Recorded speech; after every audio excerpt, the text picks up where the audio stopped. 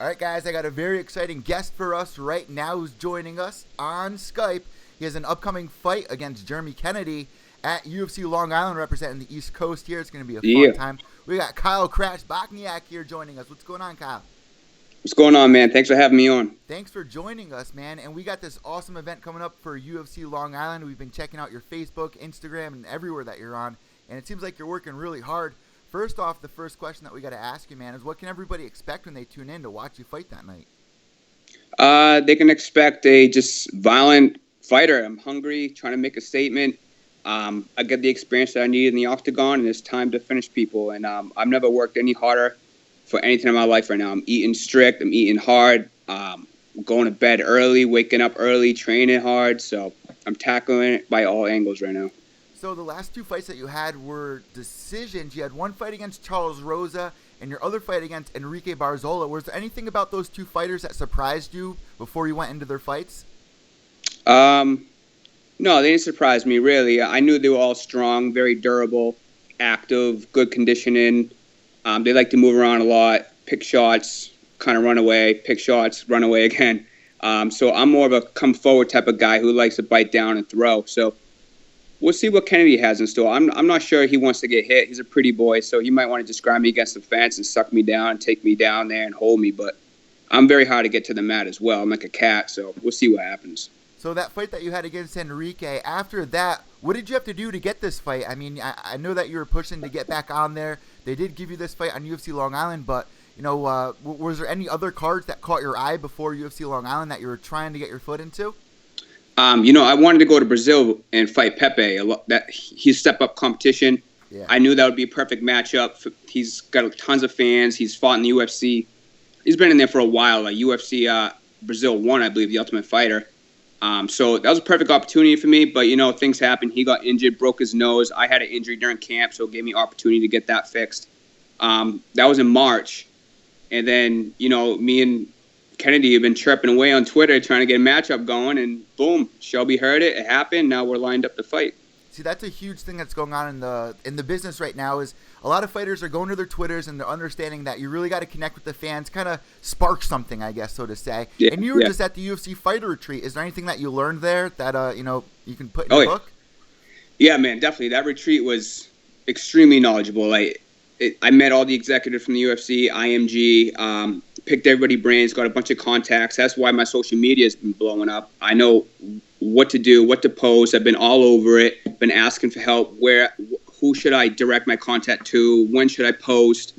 So, I'm a huge thing of it is social media now. Like, the more eyeballs I can grab of myself, the more people that tune into my life and what I do day to day and how I train, what I'm eating, when I'm going to sleep, what I do in my downtime. The more people that get involved, the more people are going to turn that television on to watch me scrap. So that's basically all what it's about. So bring us through that fighter retreat, because that was such a big thing for us this year. There was a lot of fighters there, like Charles Rosa, like Wale Bamboje, Misha Tate, even people that weren't even in the UFC came, like Daniel Gallimore, who trains with Travis Brown, a bunch of guys. What was your experience like there? I mean, were you there for 3 days, or bring us through your adventure there?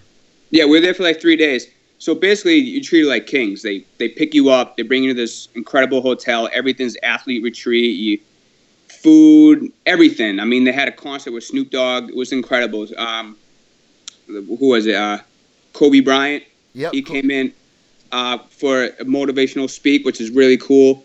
Michael Strahan, Army guy, which is really cool. Green Beret. So all these guys were sharing their stories and helping us to deal with stressful times in our lives and understand, you could be anything you want, work hard, whatever, and there's a life after fighting as well. But other than that, everything was just informative, like new deals, how to touch out to Reebok or whatever it was in your career that you wanted to do after, pursue a life after fighting. You need to start it now, make a brand for yourself, establish yourself, and just fight and put on a good show. Well, we see a lot of fighters, they either, train at a gym or want to open up their own gym. There's Charles Rosa, who you fought before in the past, who has this cooking thing. What's your niche that you think you're going to end up doing in the next 10 years or 15 years when this is all said and done with? I would like to give back. I was a troubled teen growing up. I would like to open up a gym, obviously, and help out youth or run a program. People can come in there, start young, and get their head in the right direction. Obviously, I need to make money, so I'll probably be doing some women's kickboxing and then teaching jiu-jitsu. I'll have my black belt at that time and just give back to the community and maybe go back to my hometown. I don't know. We'll stay in Melrose. I just moved to Melrose. We'll see. But I definitely want to own my own gym and just try to help people in their lives to better themselves. So I live here in the city on the East Coast in New Haven, Connecticut by Yale University. And there's nowhere for kids to really go, so they end up getting stuck in the streets unless they're into sports. And even the boxing gyms here, you have to go in the middle of a ghetto to really go there, and they're not even that nice. And as the years are going on, you're starting to see more MMA places open up and nice facilities. So this is a new day and age for this sport, and it's opening up a lot of doors for you guys, especially who have the names to go and do something. So definitely. Where are you from, and what was your high school years like? Because we have a lot of young guys that listen to this show. Really? Yeah. Well, I'm from Gloucester, which is basically island living. Everybody knows everybody. Everybody knows what you're going to have for dinner that night. Everybody's gone out with everybody. Everybody's fought everybody. So it's just, it's crazy. But that's where I'm from. Small knit community. Once you could go over that bridge, everybody has your back no matter where you go. And that's kind of what's happening with the fight game right now. Like, everybody's supporting me, rooting for me, because there's a lot of, I want to say, but there's a lot of hardship in Gloucester, a lot of mess up. There's a lot of drugs, a lot of that bad influence, but there's also a lot of positive in Gloucester as well. So when a kid makes it and he goes over the bridge as we speak, because it's basically an island, you go over the bridge and you pursue what you want. People, they look up to you and they look forward to it and they want to root for you because it gives them inspiration to also be better. So basically, that's what it's about. Like a Stipe Miocic who's stuck in the land there at Cleveland, which is an awful place, or it's just it's awesome to see somebody from your hometown you get to root for. So that's definitely an exciting thing. Any of your homeboys back from the day hit you up now, seeing that you're in the UFC? Of course, I'm always in contact with all my boys in Gloucester. We got a couple of good fighters as well from there. Pedro Gonzalez is one; he's on a tear right now. Got a couple of good boxers. Carlo, who's over there. But everybody hits me up, and like Long Island, everybody's going to go. It's only a 5-hour drive. Yeah. So I'm looking to pack the house, and I'm going to be fighting a Canadian guy, so it's going to get loud in there. I'm really excited. Yeah, this is going to be a good one. And what do you know about your opponent, Jermey Kennedy? Other than he's on a 10-fight win streak right now. He's 10-0, and you're 7-1. So you guys are pretty much neck and neck right there, fighting for that next spot.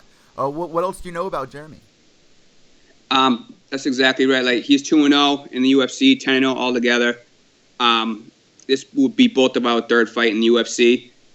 This is definitely, basically, I wanted this matchup because it's going to set who the prospect is and who the UFC is going to bring up. So this is a huge opportunity for both of us.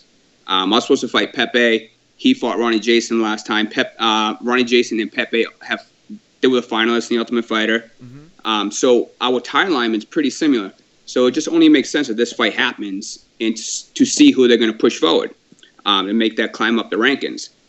I could say Kennedy, he could potentially be worthy of a top 15 opponent right now. But, he wanted this fight with me. So I got the fight, he got the fight, and it's time to bang. And once I beat him, it's my turn to get up these rankings. So once you get to that spot, if you get this win, when you get this win, we're seeing a lot of fighters understanding that once that mic is in your hands, you should have an idea of what you want to do next. I know that some fighters get mad, like, oh, I just won this fight, I want to relax. But when you're in front of the TV, that's when you're getting a lot of people viewing in, and they want something. They just saw you do an amazing performance. They want something to get behind to look forward to your next performance. Is there anything hitting around in your head? I know that it's a little early right now, but do you have some ideas? You don't got to let them go, but do you have some ideas of where you see yourself going after this fight? Yeah, I definitely, I try my best. I'll call someone out, try to get a top 15. I'm not looking to just stay in the bottom. I want to fight.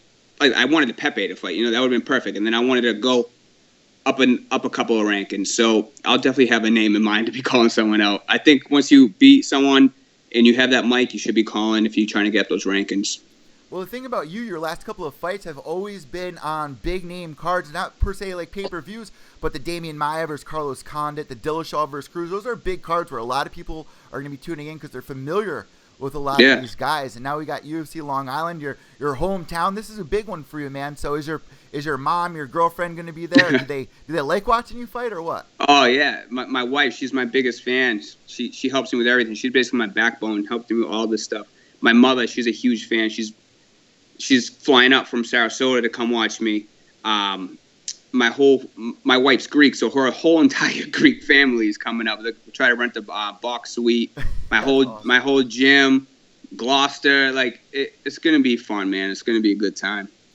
So getting back into the UFC fighter retreat, were you able to catch out the Snoop Dogg concert? Yeah, I was sitting on the amplifier. Basically, I was on like this. I was on the stage. I was vibrating, everything, bouncing up and down. It was lit. It was crazy. It was really cool. It was like a private concert. We had like, I don't know, maybe 200 to 300 of our fighters and UFC faculty or whatever, and Snoop Dogg was just performing for us, and it was really cool. So I talked to a couple of the guys that have been on the show before that were there, and I was following their Snapchats or the Instagram stories, and you could tell like the first day that everybody got there, it was a little awkward with everybody. Like, oh, there's that guy. Oh, should I say hi? But as you got into the second day and the Snoop Dogg concert, everyone got real comfortable with each other. Who did you connect with there? And any new friend fighters that you connected with there? I just chilled with the Boston guys. It was me, Charles Rosa, Rob Font, Joe Lozon, and Devin Powell. That was a little clique, and we just went around, did our thing. Obviously, we hung out with other people too, but basically that was it. So at your gym, who else do you got training with over there? Is it a smaller gym, or do you got a couple of names there? Yeah, it's a smaller gym. I'm the only guy in the UFC, but we got a couple of fighters, local like CS MMA, James Martin. He fought on there before. But we got a good. Got the CES posters behind me.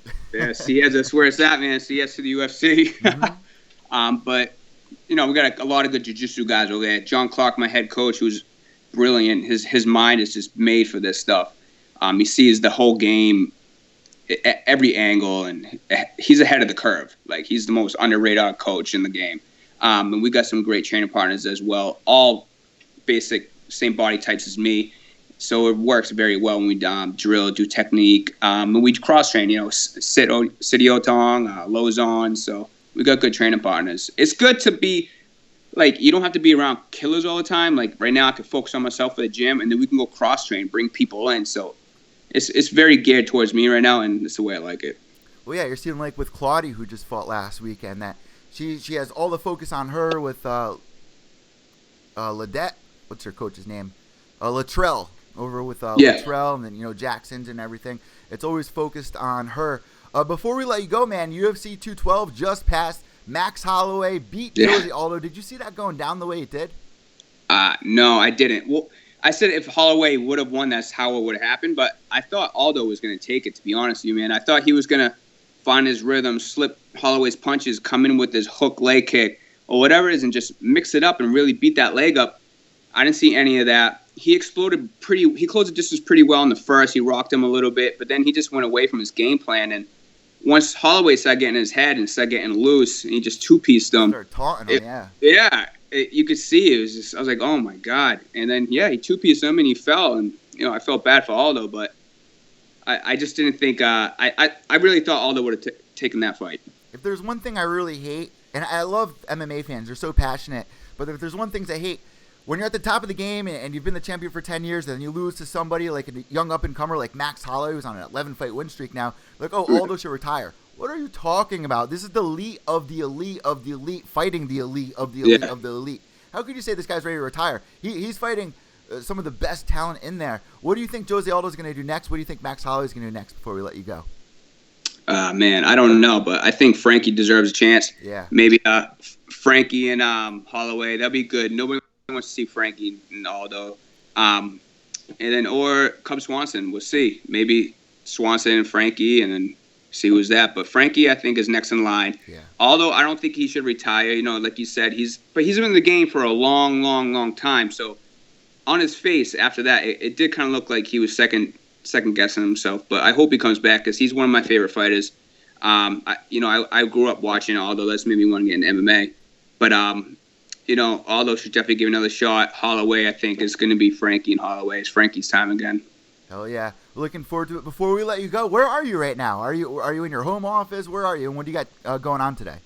Today's my day off, actually. That's Nice. why I've been posting all those Instagram stories, hanging out with my dog and stuff. But I'm at my house right now, and just chilling, recovering, and then tomorrow's back at the grind. Start sparring next week and kicking it up.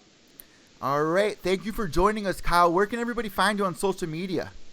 You can find me at Kyle Bochniak UFC on Instagram. Please go on, follow me. I'm posting everything, what I eat, do, everything during the day, so you can follow me. And Twitter at Kyle Bochniak. And what we like to do at this point in the interview is we hand the imaginary microphone over to you. If you have any sponsors, of course, Reebok, any shout-outs, anything at all, the floor is all yours now, Kyle. Yeah, no, I just want to thank Reebok for supplying me with some good gear for the training camp.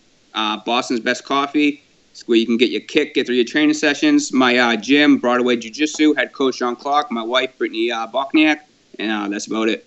Thank you so much for joining us here at Pure Evil MMA. Before we let you go, can you just say, hey, guys, it's Kyle Crash Bochniak, and you're listening to Pure Evil MMA. Hey, guys, it's Kyle Crash Bochniak, and you're listening to Pure Evil MMA. Thank you, Kyle. Good luck and best of skill at UFC Long Island. Thanks, homie.